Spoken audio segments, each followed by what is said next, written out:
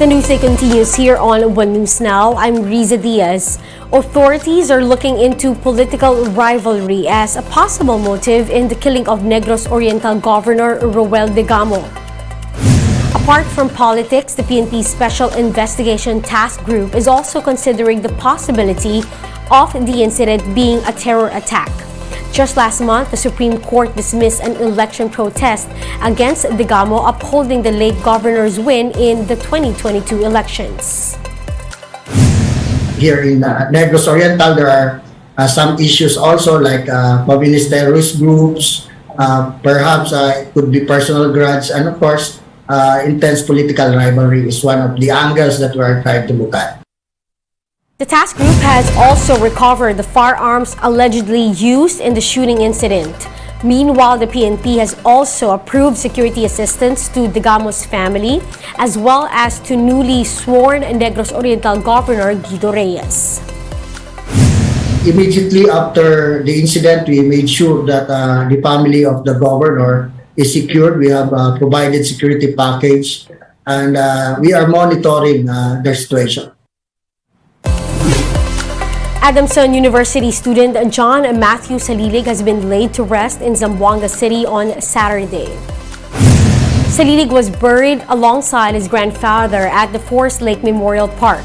In Manila, his classmates and professors from Adamson held a candlelight vigil. Some students held placards calling to end frat-related violence. Now, speaking to the student body, Adamson University President Father Marcelo Manimtim also condemned hazing. Isisigaw natin na ang karahasan na naging bahagi na ng patakaran ng maraming fraternities ay gusto nating wakasan. 7 Taugama P members allegedly involved in the death of Salilig is now under police custody. Authorities are now urging 2 more victims to come forward and give their testimonies. Otherwise, cases may also be filed against them in connection with the alleged hazing. Yung appeal natin na yung 2 victim is mag-appear dito sa ating himpilan para makuha na natin silang statement at maging witness natin sila para tumibay yung kaso. Not unless, sabi nga natin, kung hindi sila mag-appear dito, masasama natin silang mapailan kasi mga POI sila as of this time. We'll be back with more stories after the break. Keep it here on One News.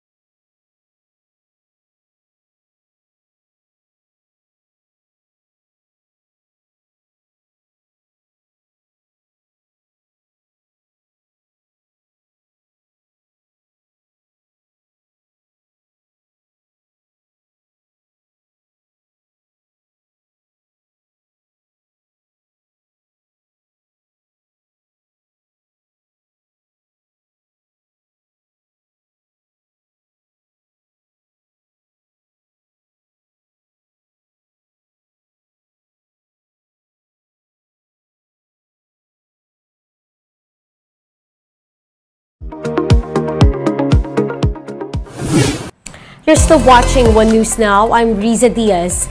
China's political leaders gather in Beijing to discuss their 2023 plans.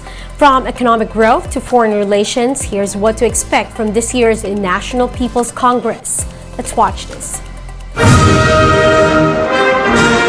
It's time again for the once-a-year full session of China's parliament, the National People's Congress.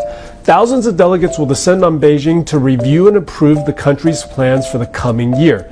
But this won't be the sort of legislative debate that you might see in Washington, D.C. All the plans and targets are formulated well in advance, behind closed doors, and there is no uncertainty about if the NPC will give its blessing. Instead, the reason this event is so closely followed is because it is here that China will unveil its 2023 plans to the world. One closely watched detail will be the 2023 growth target. Chinese officials have been debating whether to set that mark at 5%. That would be a substantial acceleration from the 3% that China grew in 2022, and would suggest that Beijing is getting ready to provide more pro-growth policies this year. Also on the spotlight will be China's relationship with the United States and the rest of the world. Newly appointed Foreign Minister Qin Gang will be taking questions from reporters at the NPC.